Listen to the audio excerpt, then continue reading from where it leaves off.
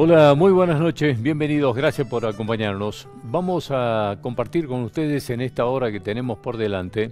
Hoy vamos a hablar bastante de economía. Va a estar en instantes nada más con nosotros un economista, el doctor Eduardo Antonelli, que va a estar charlando con nosotros y vamos a analizar lo que está pasando ya casi finalizando o muy cerca de finalizar este primer semestre del año. De todo lo que eran las perspectivas inflacionarias, por ejemplo, para todo el año, que me parece que ya esto ha sido ampliamente superado por los índices que conocemos, por lo menos hasta aquí. ¿Qué se puede esperar para el segundo semestre?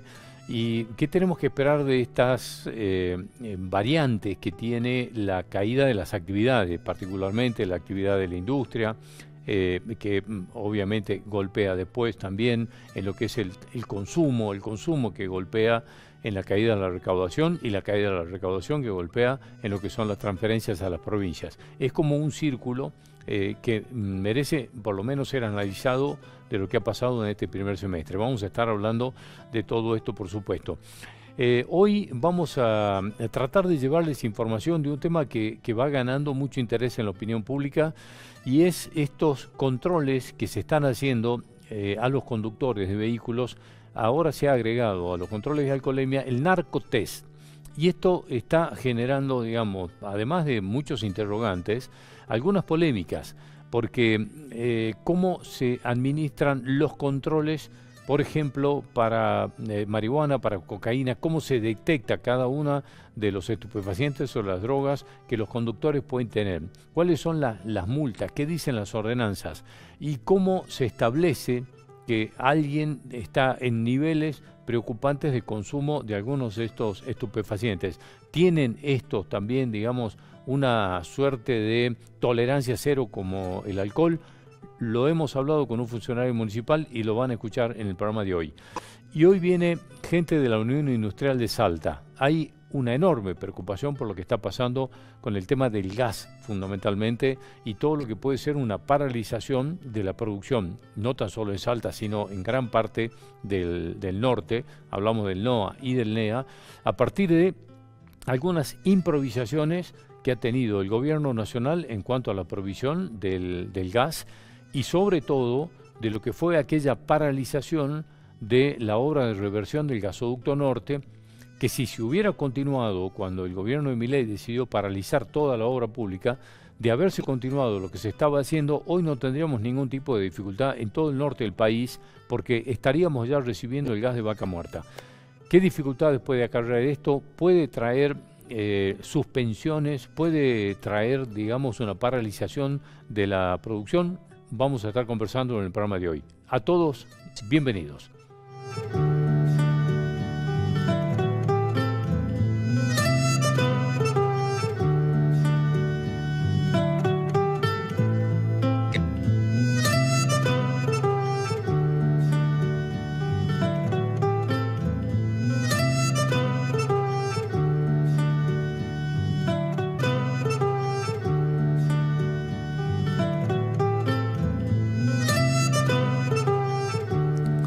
Bueno, le voy a agradecer al doctor Eduardo Antonelli que nos acompañe, como ya lo ha hecho en otras oportunidades.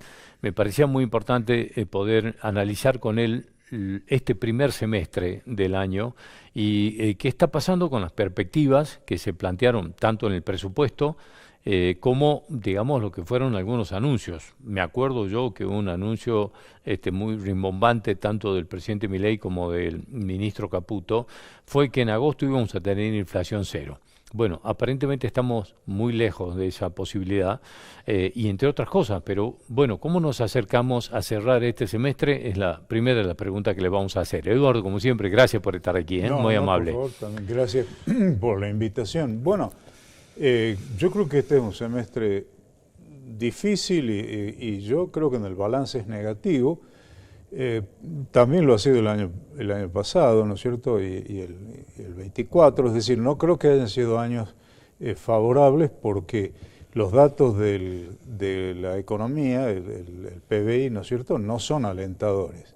El gobierno e incluso muchos economistas dicen que la macro está bien, pero bueno, la macro se compone de, digamos, el consumo de las familias, la inversión de las empresas, el gasto del gobierno y los componentes del sector externo, las exportaciones básicamente. Y salvo este último rubro, las exportaciones, que con toda suerte están muy bien y generan divisas, pero los otros componentes de lo que sería el PBI no están bien. Entonces, si nosotros vemos el peso que tiene normalmente cada uno de ellos, estamos complicados porque las exportaciones son un rubro que no son hegemónicas en los componentes del PBI. Y el consumo ha caído, la inversión no aparece, salvo los sectores dinámicos, lo charlamos en otra oportunidad. Bueno, nosotros tenemos algunos sectores periféricos, podríamos decir, en términos tanto sectorial como geográficos, que están andando bien, con toda suerte y enhorabuena. Pero el resto que no. Es minería, energía. Claro, minería, energía y bueno, y el campo. Sí. Claro, pero el resto no. ¿Y qué pasa? Que el grueso de la población y de las actividades económicas está en los rubros que no les va bien. Es cierto que el gobierno se ufana de que en la suma, ¿no es cierto?, le da positivo, pero bueno, porque tiene mucha dinámica los sectores que le va bien, pero no derraman, como se gusta decir, sobre el conjunto de la economía. Por ejemplo, ¿qué pasa con toda esa mano de obra de las, no sé, ya no me acuerdo el número, de las pymes que han cerrado y la enorme cantidad de empleos que se han perdido solo por el cierre de pymes? Eso, claro. No sé si está compensando los sectores que han crecido. Claramente no. Bueno, un colega, periodista, por supuesto no voy a dar el nombre, que se hizo mileísta, me decía, no, porque hay que reconvertir, y se dice, bueno, a mí no me va bien el periodismo, entonces yo me anoté con una minera, y le digo, bueno, pero ¿qué pasa con el periodista que no le va bien de Santiago del Estero, de Corrientes, de Entre Ríos, del Chaco, donde no hay minería? ¿A dónde se va? ¿Qué hace? Entonces, el tema es que no hay justamente una reconversión posible, porque no podemos trasladar toda la población afectada en los sectores que no tienen dinámica a los que sí la tienen. Pero además, esos sectores, primero porque hay una complicación obvia, ¿no es cierto?, de dimensiones territoriales, pero por el otro lado está el hecho de que estos sectores dinámicos no son absorbedores de mano de obra, de gran cantidad de mano de obra, como es el comercio, como es la construcción, y la industria también. Entonces, ahí estamos complicados, pero lo grave es que el gobierno dice, a mí no me preocupa porque yo no voy a hacer nada por esos sectores porque mi concepción es que el mercado tiene que arreglarlo todo. Pero bueno, ¿cómo arregla el mercado una situación donde hay una cantidad de desocupados gigantesca? Y por otro lado, cuando el gobierno habla de sacrificio, bueno, uno se imagina que el sacrificio es trabajar más, pero el sacrificio que propone el gobierno es trabajar menos porque genera desocupación. Entonces, o no trabajar. O no trabajar, claro, o no trabajar. Entonces, ¿dónde está el sacrificio? Sacrificio hacían los alemanes o los japoneses y en general los europeos después de la Segunda Guerra Mundial, que había que reconstruir. Entonces, trabajaban un poco más de tiempo para justamente aportar bueno, está bien, si el gobierno dijera, trabajemos media hora más cada uno, ¿no es cierto?, pagándonos, por supuesto, para que generar con ese mayor trabajo más bienes y servicios, no creo que hubiera o que pudiera existir un rechazo a esa iniciativa, pero que nos pidan sacrificios bajándonos los ingresos en términos de poder adquisitivo o directamente generando desocupación, no se entiende ese sacrificio. Ahora, Eduardo, da la sensación de que habría terminado, que fue como larga, en una especie de luna de miel que tenía el gobierno digamos, de la herencia, ¿no?, que habían recibido, el riesgo Cuca, etcétera, todo esto que se vino planteando. Según algunos indicadores, la gente empieza a bajar las expectativas y aparece por primera vez como responsable de lo que está pasando con la economía el gobierno de Milei, no los anteriores, ya claro. No hay, digamos, responsables externos. Esto, digamos, es un escenario que no estaba. Entonces, esto de lo que vos hablabas, sangre, sudor y lágrimas para que vayamos para adelante, ¿no?, que se planteó, digamos, en Europa en aquel momento. Digamos, ¿cuánto entendés que esa sangre, sudor y lágrimas que propuso Milei, y que tenemos, vamos, ya como superado esto, nos está llevando a un camino en el que se dice, bueno, el esfuerzo, el sacrificio y el dolor valió la pena? Aparentemente empiezan a caer esas expectativas. No, claramente, y eso se refleja en las estadísticas. No, por supuesto, el problema es un poco retomando lo de recién, es decir, si el sacrificio significa hacer un aporte, es entendible, si yo hago un poco más, pero el sacrificio es que hacemos un poco menos. Es decir, consumimos menos porque el poder de compra de los ingresos es menor. El poder adquisitivo de los ingresos, sean jubilaciones, salarios, es menor porque la inflación va por encima, por adelante de la corrección de los ingresos. Entonces, no podemos hacer un sacrificio en el sentido de decir, bueno, vamos a consumir, vamos a gastar más para que la economía se recupere, pues no tenemos cómo.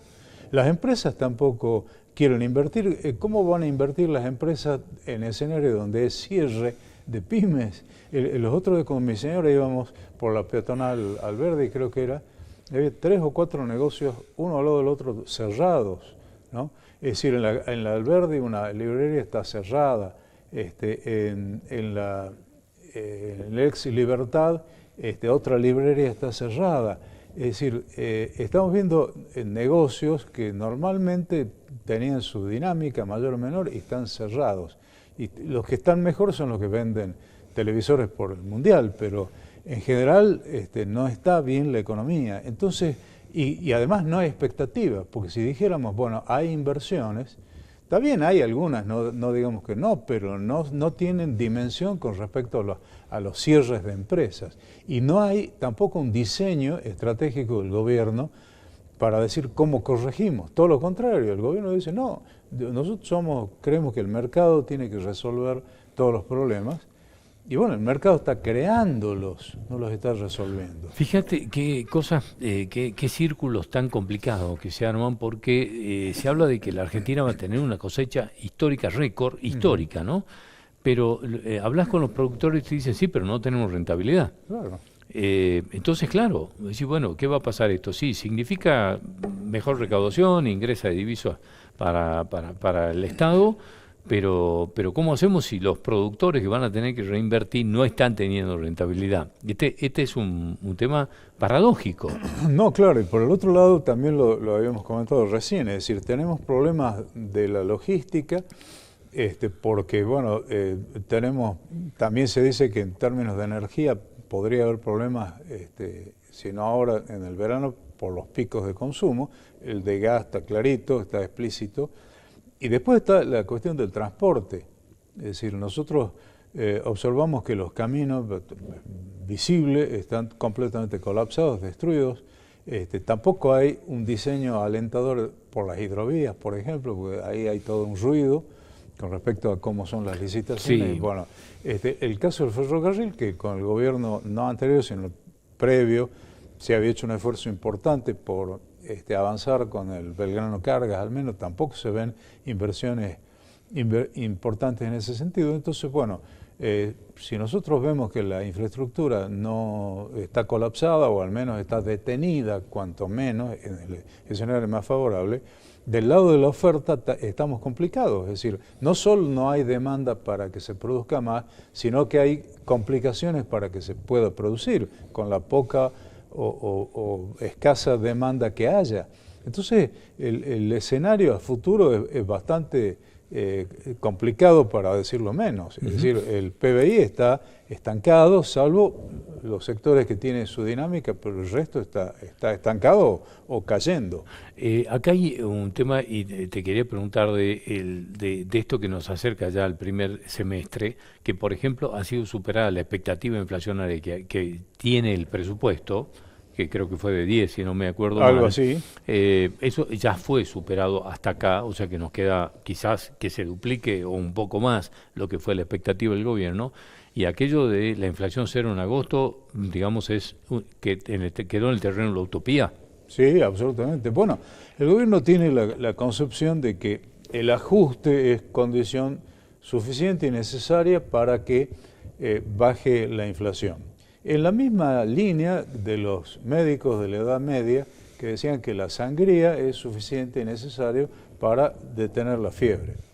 Sí, llegado el caso, cuando el paciente ya no tenía más sangre, la fiebre se detenía. pero el paciente se moría. Bueno, acá pasa más o menos así. El gobierno está aplicando ajustes y lo que consigue es, en el paralelismo con el paciente, es achicarlo al paciente, es decir, achicar el PBI en definitiva, el producto de la economía. Entonces, pero tampoco se logra abatir la inflación, porque hay otro tema. La inflación tiene componentes rampantes, como se suele decir, es decir, el caballino rampante del Ferrari, ¿no es cierto? Bueno, ¿qué pasa? Está el petróleo, por una decisión que es insólita del gobierno, que cree en los mercados y todo lo demás, y no en los controles de precios, pero ahí ha impuesto un control de precios, en un precio estratégico como es el petróleo. Bueno, y tenemos el dólar. Hay muchos dólares, efectivamente, porque está bien, dijimos, el sector exportador, pero también ahí hay una cuestión, lo que se llama el aspecto cíclico, ¿no es cierto? Es decir, que hay un tiempo donde hay liquidación porque se vende, las exportaciones liquidan, digamos, sus dólares, pero en algún momento eso se detiene hasta el próximo año, el próximo periodo. Entonces, en circunstancias en que pueda haber una complicación por el lado del dólar, sabemos que la respuesta del mercado es que el tipo de cambio sube.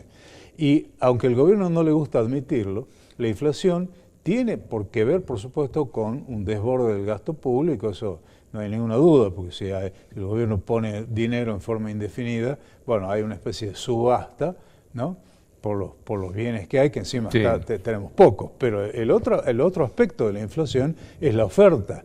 Y dijimos recién, tenemos problemas por la logística, es decir, se encarece la producción porque los caminos están mal, porque falta gas, eso encarece la producción. Y si además tenemos el riesgo de una suba del petróleo, porque el conflicto de Irán todavía no está resuelto, no sabemos qué puede pasar con el valor del petróleo y hasta dónde YPF aguanta, digamos, ese control de precios que dice que lo propusieron ellos, pero que en realidad lo ha exigido el gobierno.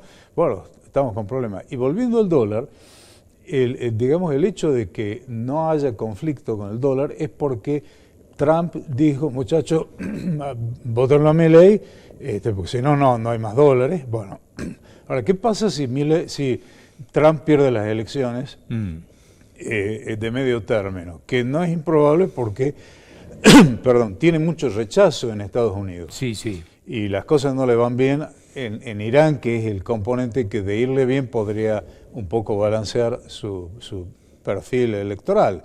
Bueno, en ese caso, seguramente vamos a ver ruidos por el lado del riesgo país, ruidos por el lado del dólar, y también al no estar tan potente Trump para darle órdenes al Fondo Monetario, es probable que el Fondo Monetario recupere cierta iniciativa y diga, a ver muchachos, ¿está todo bien?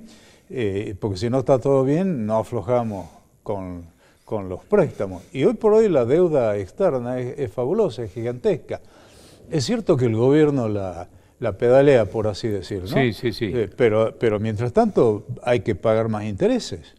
Porque simplemente se va pidiendo más crédito para pagar el crédito y claro, el así, crédito ¿no? de hoy tiene tantos intereses. Sí, sí. Bueno, pero el crédito de mañana también, entonces tengo los intereses de hoy más los de mañana, entonces... Que mientras no baje el riesgo país, los intereses no van a bajar. No van a bajar. Entonces, hay un panorama complejo y lo peor, lo más grave, en mi opinión, es que no hay plan B, ni tampoco plan A, porque el gobierno no tiene un plan, simplemente su único objetivo es controlar la inflación. Pero hay componentes que se escapan del déficit fiscal del que se ufana el gobierno, se escapan de ahí, que hemos dicho recién, la parte de la oferta. Y bueno, ¿qué hacemos si esos aspectos siguen complicados como están siéndolo hasta hoy? Eduardo, gracias por venir. Como siempre, nos aclaras muchísimo todo el panorama que es de incertidumbre fundamentalmente. Fundamentalmente. Muchas gracias, como siempre. No, por muy amable. favor. Ya volvemos.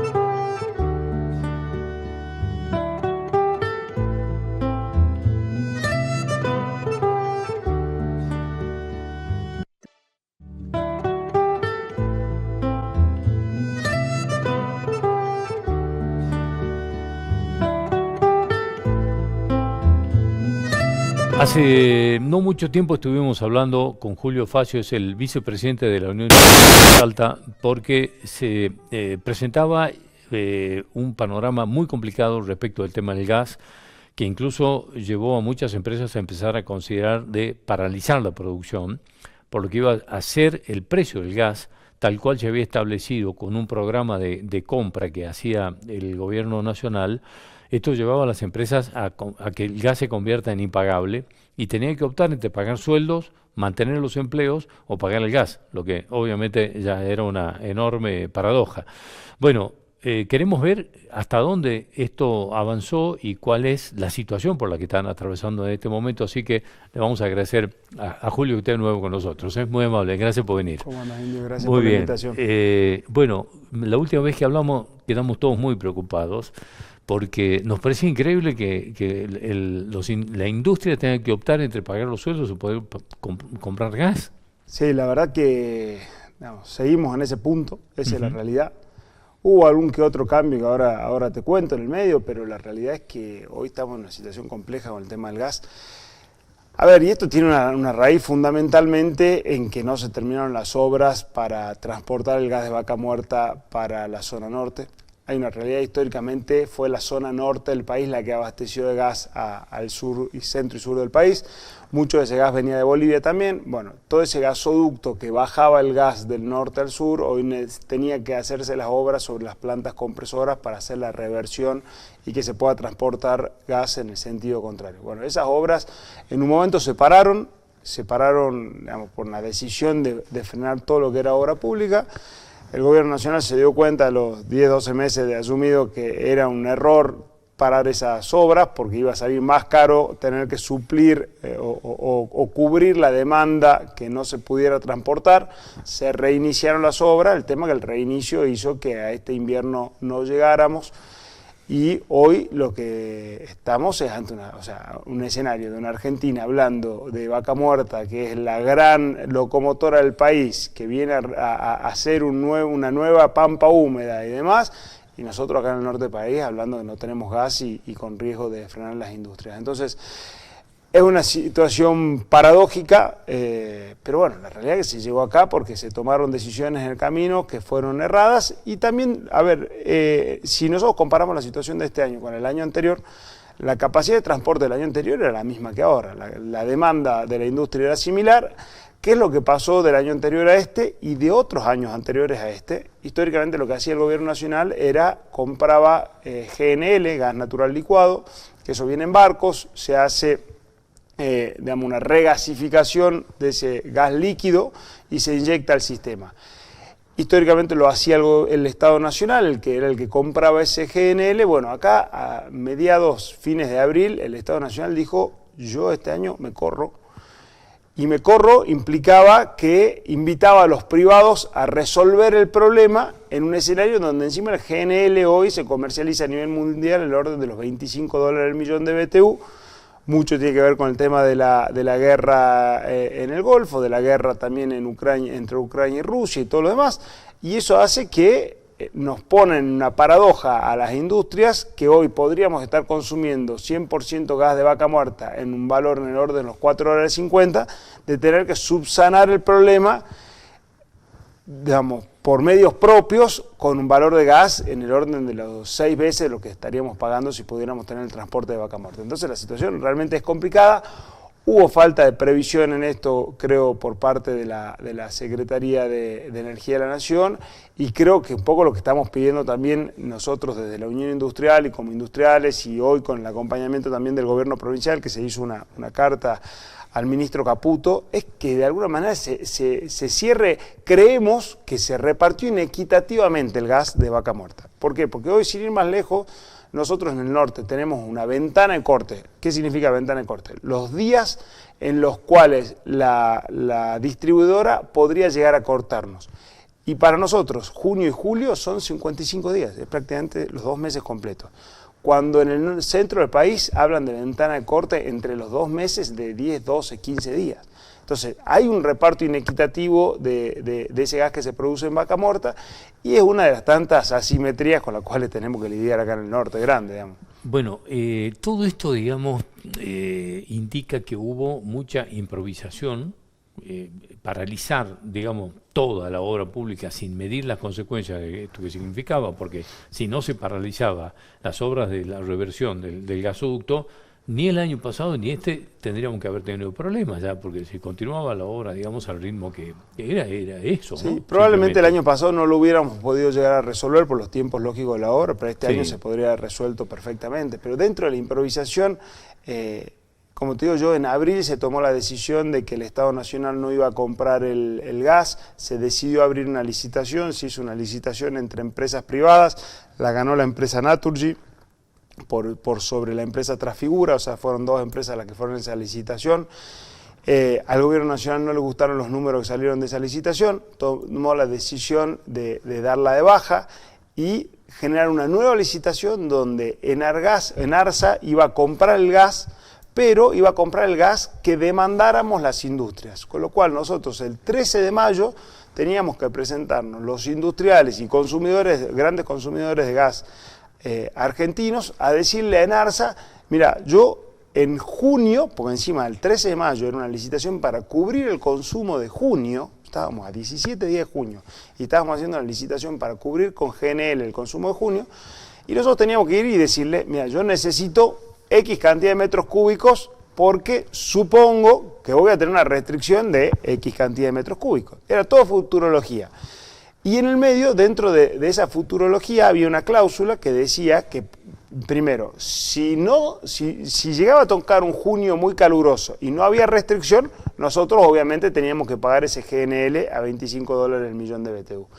Pero en el otro extremo, si tocaba alguna ola muy fría y el pico de demanda era, digamos, casi de fuerza mayor, nosotros podríamos llegar a estar en el escenario de pagar ese GNL a 25 y que se lo den o al domiciliario, o a la demanda prioritaria o lo que sea, y quedar restringidos igual habiendo pagado ese GNL. Entonces era una incertidumbre total. De hecho, prácticamente no conozco ninguna empresa que se haya presentado en esa licitación.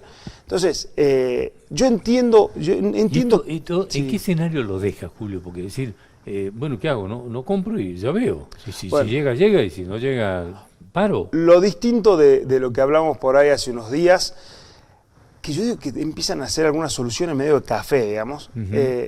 Se paró fuerte la industria tucumana, que en esto por ahí tiene más peso específico que nosotros, que es la industria citrícola y los ingenios tucumanos. Tuvieron una reunión con el ministro Caputo y con el señor Daniel González, que maneja el tema energético en el equipo del ministro Caputo, y salió un llamado de esa reunión al presidente de YPF, y el presidente de YPF tomó una decisión, como te digo yo, me dio una solución de café, de apagar una turbina que tiene Refinor acá en el norte. Eso libera 450.000 metros cúbicos diarios al sistema.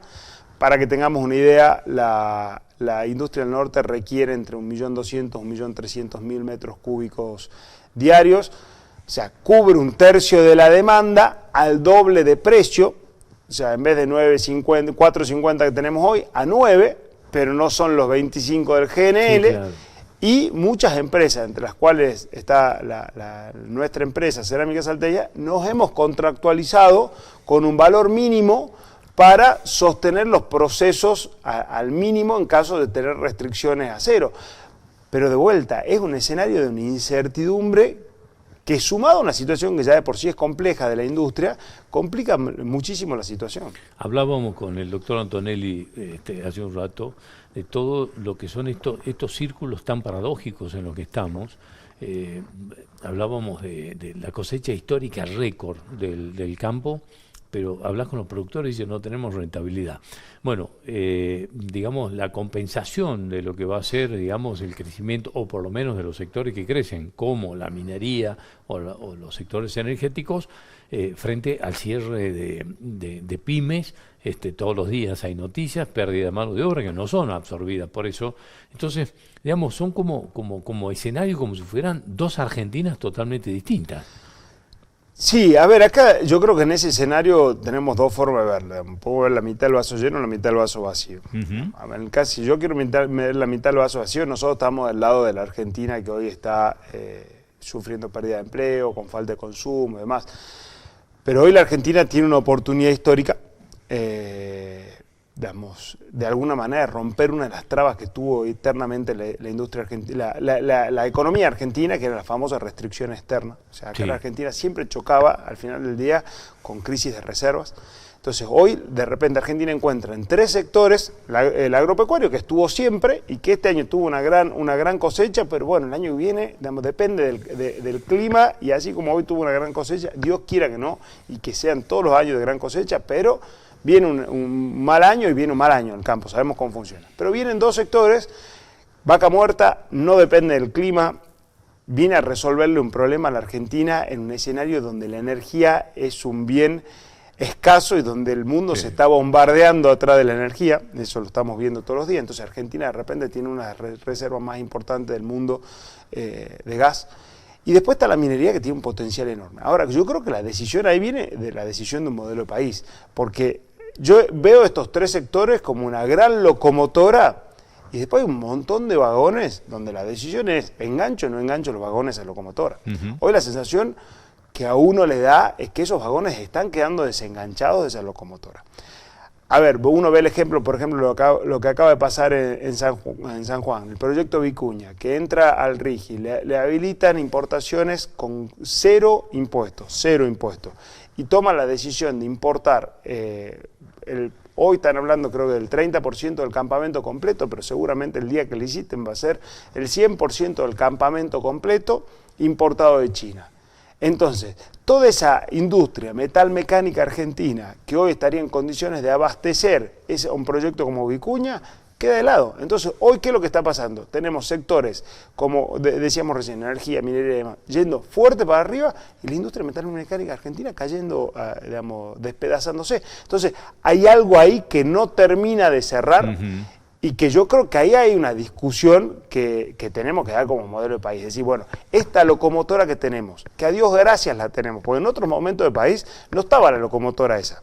O sea, y chocábamos con la restricción, por eso digo, tratar de mirar la mitad del vaso lleno. Ahora, si no, hay muchos ejemplos de países. Hoy leí un artículo donde nombraba 2 países en particular, la Guyana y Perú. Guyana encuentra petróleo, millonadas de dólares ingresando al país, y hoy los niveles de desnutrición infantil están por encima de hace 10 años que encontraron el petróleo. Entonces, algo que trae crecimiento, el PBI per cápita creció fuerte, pero no resuelve el problema del común de la población. Entonces, en Perú pasa algo similar, hoy Perú está arriba de los 50.000 millones de dólares de exportación en materia minera, y no lograron resolver un montón de temas de trabajo interno y demás. Entonces, creo que el desafío viene por ese lado, es decir, bueno, hoy tenemos esta locomotora que viene creciendo, que tiene un potencial de crecimiento en los próximos años, pero exponencial. Bueno, hay que ver cómo se engancha a eso el resto de los vagones de la economía,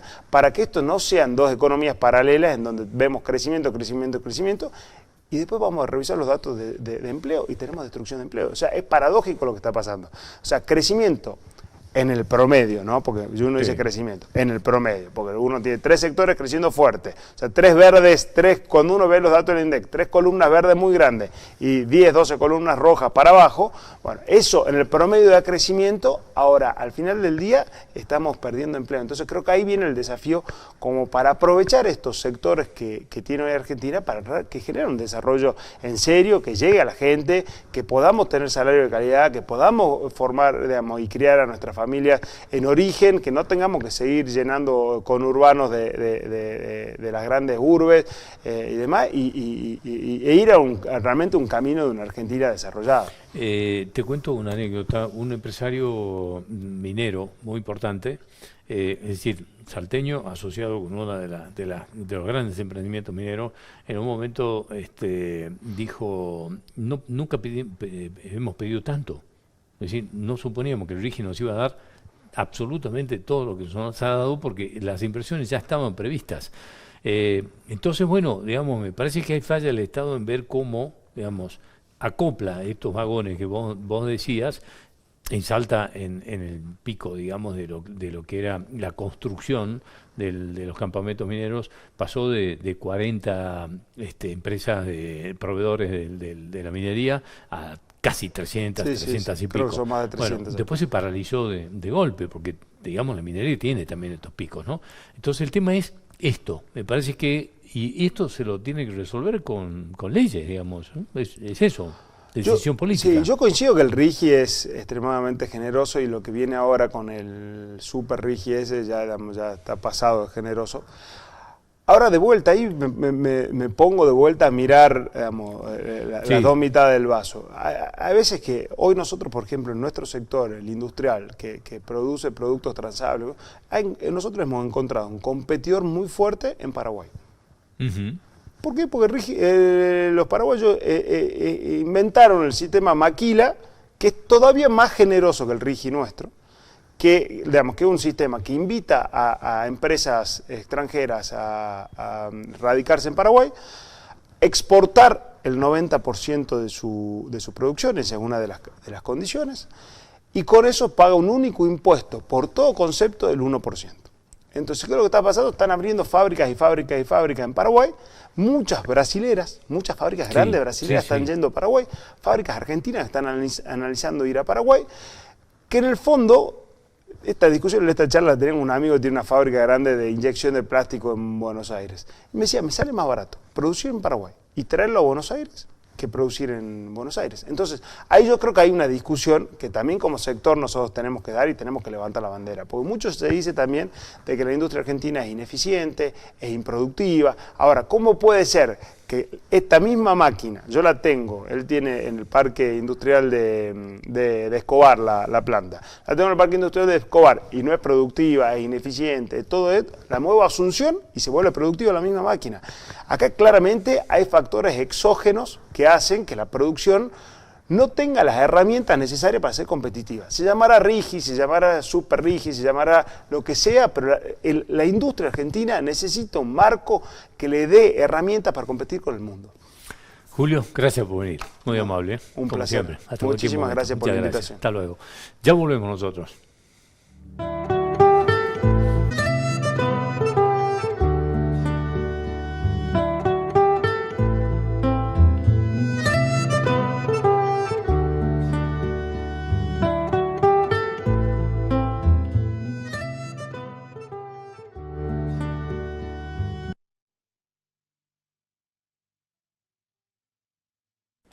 Bueno, en Salta estamos asistiendo a los inicios de unos controles viales muy particulares. Se ha agregado al control de alcoholemia el narcotest, como se denomina, que es nada más y nada menos controlar si los conductores de vehículos han consumido drogas. Y se ha implementado creo que la semana pasada fue la primera semana en la que se hicieron los primeros controles y se han detectado ya conductores con niveles altos de consumo, fundamentalmente de marihuana. Y esto ha generado una suerte, primero porque gran parte de la población no sabía que se empezaban a instrumentar estos controles y fue realmente llamativo ver que la población, o por lo menos los ciudadanos de Salta, no sabían de qué se trata, cómo se hace esto. Nosotros nos comunicamos en profesional en la radio con Matías Acenato, que es el encargado del área de seguridad vial de la municipalidad. Le hemos preguntado en qué consisten estos controles, cómo se controla, cómo se detecta qué tipo de droga se ha consumido y si esto tiene también niveles y tolerancia cero, como lo tiene el alcohol. La nota es muy interesante para que podamos ilustrarnos de frente a qué tipo de controles estamos a partir de ahora. Así que como prefiero dejarles el tiempo para que podamos escuchar todo lo que podamos a Matías Acenato, que nos va a explicar un poco y claramente esto que se está haciendo en Salta, yo aprovecho para despedirme ahora y los dejo con esta entrevista. Nos reencontramos nosotros, como siempre, el próximo domingo también aquí a las 8 de la noche. Gracias por acompañarnos. Te comento cómo se hace el control y después cómo llevamos adelante el procedimiento en cada uno de los operativos. Bien. Es una muestra, se toma a través de la muestra de saliva, es decir, no es invasiva, se carga de saliva un hisopo, ese hisopo va introducido en lo que es el analizador, y el analizador, a los 5 minutos, nos da una respuesta, es decir, el procedimiento lleva unos 7 minutos aproximadamente entre la toma de la muestra, que la hace cada persona, no es que la hace el agente, tiene que estar bien cargada la muestra, porque si no puede salir un falso positivo.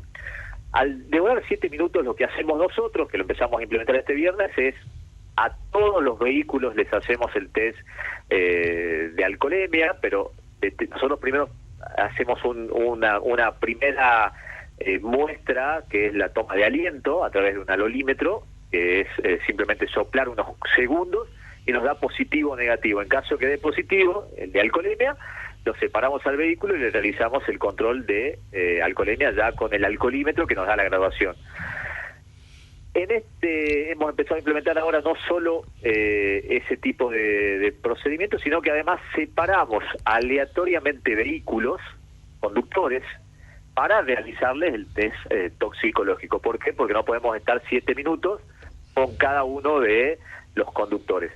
Este fin de semana, este viernes, separamos 10 vehículos para realizar el procedimiento porque advertimos ciertas situaciones que nos llaman la atención, algunos porque dieron positivo alcoholemia, otros porque les dio negativo el alolímetro, es decir, ellos podrían haber continuado en otro momento circulando, pero en este caso por determinadas elementos que observamos, ya sea físicos o del comportamiento o hasta el mismo olor dentro del vehículo, los separamos y le realizamos el test. De los 10 que separamos, 4 dieron positivo. El THC, que es cannabis, ¿sí? Los 4 reconocieron haber consumido, todos en diferentes situaciones, con diferentes también justificativos, obviamente que no son válidos, y se les llevó adelante este control. También para aclarar, el artículo 79 de nuestra ordenanza madre, nuestro código de tránsito, que es la 14395, nuestra ordenanza 14395, el artículo 79, del 1 al 100 y pico, tenemos todos los tipos de conductas sancionables. En el artículo 79, ya desde hace varios años, constituye falta grave la conducción en estado de intoxicación alcohólica, es decir, alcoholemia, estupefacientes u otra sustancia que disminuya las condiciones psicofísicas normales. Es decir, estamos aplicando el mismo articulado de la alcoholemia, ahora ya con el equipamiento para detectar otro tipo de sustancias o estupefacientes de aquel que ha consumido y está conduciendo.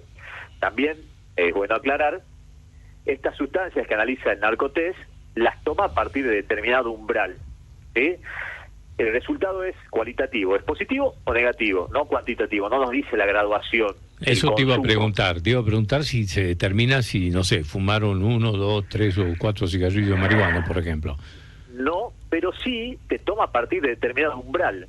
El umbral es, ya sea nanogramo, es decir, son 1000 millonésimas de parte de un gramo, es una cantidad microscópica para, no sé, lo que es benzodiazepina, por ejemplo, que son las pastillas, o anfetaminas, y también en mililitros, que es la milésima parte de un litro, para ver la medida de volumen dentro del cuerpo. Te toma a partir de determinado umbral, es decir, alguien que ha consumido hoja de coca no le va a dar positivo cocaína, porque el umbral está arriba de los 30. Alguien que ha estado en un ambiente donde han estado fumando cannabis no le va a dar positivo si no lo fumó directamente, porque el umbral está arriba de los 25. Lo mismo pasa con los opiáceos. Esto también para aclarar, no es que yo estoy en un ambiente donde están fumando, voy a terminar dando positivo, no debería ser así, y ese es el tope de porcentaje que analiza, ¿no? el equipo. Bueno, ¿las penalidades son exactamente las mismas que para la alcoholemia? Sí, retención de vehículo, retención de licencia, inhabilitación de acuerdo a lo que termine el juez de faltas, pérdida de los 20 puntos del scoring, porque está incorporado en el scoring, y bueno, la retención de, no sé si lo dije, del vehículo. Matías, ¿el narcotest determina qué tipo de sustancia te indica, digamos, si es marihuana, si es cocaína o algún otro estupefaciente?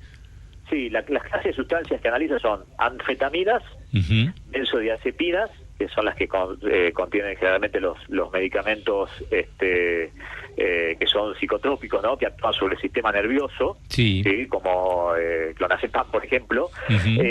Detecta el THC del cannabis, no el CBD, que es el aceite.